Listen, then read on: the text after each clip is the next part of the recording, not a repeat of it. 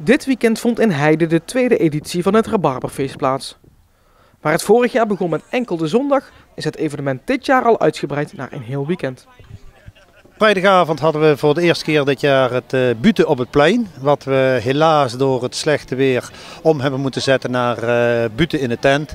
Maar een ontzettend gezellige avond gehad, 270 mensen in de tent. En nou, heel goede buurtrijders, dus goede sfeer, helemaal geslaagd. Gisteren een klein tussendoorfeestje gehad, niet te druk, maar wel veel, een band die redelijk hard ging voor ons, dus ik was op tijd thuis. En vanmorgen weer om 6:30 hier met opbouwen, de eerste exposanten, de kramen ontvangen en dergelijke. Dus dat is ons feest als organisatie. Net als vorig jaar was de rabarbertaartbakwedstrijd onderdeel van het programma. Voor de jury was het eventjes doorbijten, want er hadden zich 15 taarten ingeschreven. Maar we waren wel unaniem over eens dat de beste had gewonnen. En dat waren, alle drie kwamen we op dezelfde taart uit. En dat was van Annelies van Gent. Nummer 7. Oh, kijk eens aan. Ik heb een rabarbertaart gemaakt met een bodem van jodenkoeken. En met een crèmeux van rabarber en citroen. En daar maar bovenop een witte chocoladelaag van Glacé.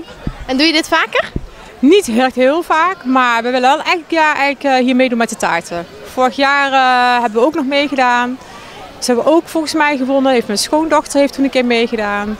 En ik zei, nou dan ga ik dit jaar de titel verdelen. Gaat zij in de jury, heeft ze ook nog meegedaan. Dus vandaar. Er waren ook wat aanpassingen ten opzichte van de eerste editie. Vorig jaar was het veel meer het rabarber als centrale thema. We hadden ook onze oogstmachine staan, we hadden het hele transportgebeuren staan. Maar wat blijkt, de consument waar wij eigenlijk het verhaal aan wilden vertellen, is daar niet in geïnteresseerd. Dus het gros van de mensen die daarbij stonden waren onze collega's.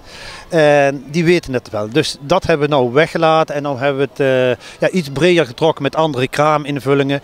Dit jaar hebben we een 25-tal nummers hebben wij staan. En dat gaat vanaf magneetsteentjes of iets dergelijks. De IVN, de kerkuilenverif, de uilenwerkgroep die staat hier. We hebben geitengeluk met geitenkaas.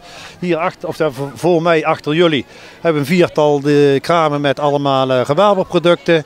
Er staan de Verenigde Varkenshouders uit ons dorp. Die staan er met verschillende, waar je worsten kunt proeven en vleesproducten. En hun bedrijven presenteren, zeg maar. Niet promoten, maar presenteren. Dat vind ik belangrijker. En hier midden op het terrein hebben we dan de melkveehouders, die hebben er een paar kalfjes. De kleine huisdierenvereniging met de knuffelkonijnen, knuffelkippen. De andere bedrijven van de Heide hebben ook nou de mogelijkheid gegeven om zich hier te presenteren. Dus het is meer een presentatie van de bedrijven uit het dorp als SEC de rabarbertelers uit het dorp. Voor Martin Peters was er dit weekend één belangrijk doel. Het dorp op elkaar zetten. Dat is mijn grootste doelstelling.